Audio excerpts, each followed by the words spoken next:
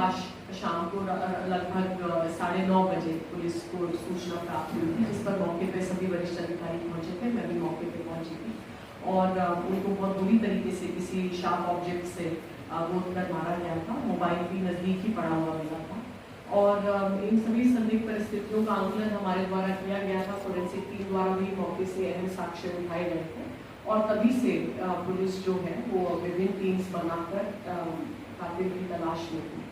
हमारे द्वारा इसमें विशेषज्ञों की भी सहायता ली गई। हमने एक विशेष टीम कानपुर फोरेंसिक लैब से भी बुलवाई थी।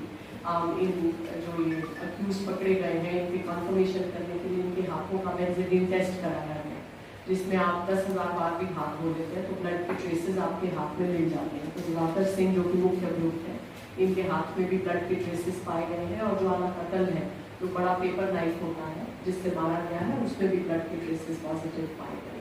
तो इसमें जो सर्वेलेंस का साक्ष्य था वो एक तो बहुत अहम इसमें साक्ष्य था। जैसे इन्होंने अपने भाई को ये कहा कि इनकी गाड़ी खराब हो गई, जिसके बहाने से वो खेतों के रास्ते से निकल के गया, ये मेन रोड के रास्ते से निकल के गए और इनके जो ड्राइवर्स हैं पुलिस को गुमराह करने के लिए बताते गए कि हमने सूचना दी अपने मालिकों की गाड़ी खराब हो गई है, जबकि सीडीआर में कोई भी आउटगोइंग कॉल नहीं था, इनकमिंग कॉल था और इन्होंने स्वयं ही अपने ड्राइवर्स को अलर्ट करने के लिए फोन किया था।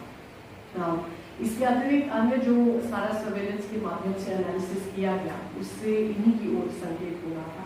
बाकी इनके गोडाउन पे जो सीसीटीवी कैमरा लगा है उसके आंकलन से और घटना के संबंध में जो विभिन्न साक्षियों के स्टेटमेंट्स थे उसमें जो समय का कोरिलेशन आ रहा था सीसीटीवी फुटेज में और विभिन्न साक्षियों के बयानों में, उसके आधार पे हमने इन पर जीरो डाउन किया। बहुत से अन्य सस्पेक्ट्स को भी उठाया गया जो उस क्षेत्र के हिस्ट्री शीटर्स थे, उनसे भी गहनता से पूछताछ की गई, क्योंकि अक्सर हम बेनिफिट ऑफ द डाउट वादी को देते हैं, इस पक्ष के वादी, इस केस के वादी ही मुख्य आरोपी निकले। इसीलिए उस निर्णय तक पहुंचने के लिए हमने अपने बाकी सारे ऑप्शंस को इलिमिनेट किया। इसमें बहुत गहनता पूर्वक इन्वेस्टिगेशन हुई और फाइनली फोरेंसिक, टेक्निकल, मैनुअल सभी प्रकार के एविडेंसेस जब एक जगह आके कोइंसाइड किए तो कल रात हमने इनकी गिरफ्तारी कर ली। आज इनको जेल भेजा।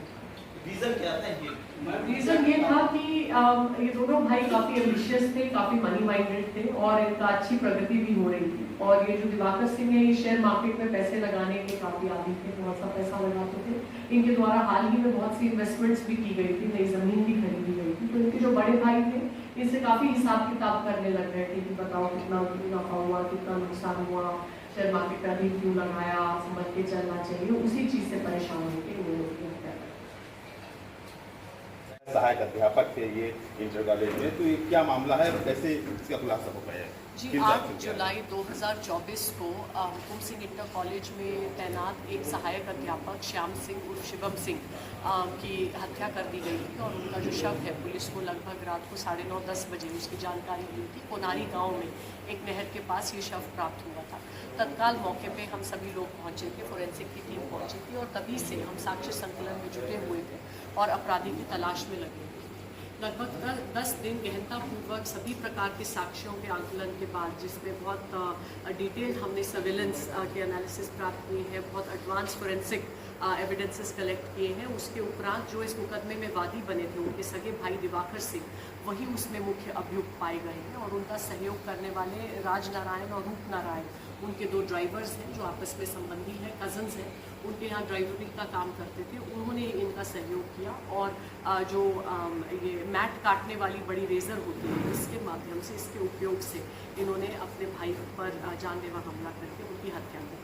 और जो इनमें आपस में तनाव की स्थिति थी वो इसलिए उत्पन्न हुई क्योंकि ये जो दिवाकर सिंह है जो मुख्य अभियुक्त है, ये शेयर मार्केट में काफ़ी पैसा लगाते थे और हाल ही में दोनों भाई ज़मीन में भी इन्वेस्ट कर रहे थे, कई इनके बड़े खर्चे हो रहे थे और इनके जो बड़े भाई हैं इनसे उसका हिसाब किताब पूछते थे और शेयर मार्केट में जो इनको मुनाफा नुकसान हो रहा था उसके संबंध में पूछताछ करते थे, जिससे परेशान होकर इन्होंने उनकी हत्या करने का निर्णय लिया। उल्लेखनीय बात इसमें ये है कि एक दिन पूर्व भी इन्होंने हत्या का प्रयास किया था, लेकिन इनके सहयोगियों में से एक रूपनारायण उस दिन डर के भाग गया था, जिस कारण इनका ये प्लान उस दिन सफल नहीं हो पाया। अगले दिन ये स्वयं उसको लेके आए और फिर से इन्होंने उसका मनोबल बढ़ाया और 8 तारीख को अंत में इन तीनों लोगों ने मिलकर इस घटना को अंजाम दिया।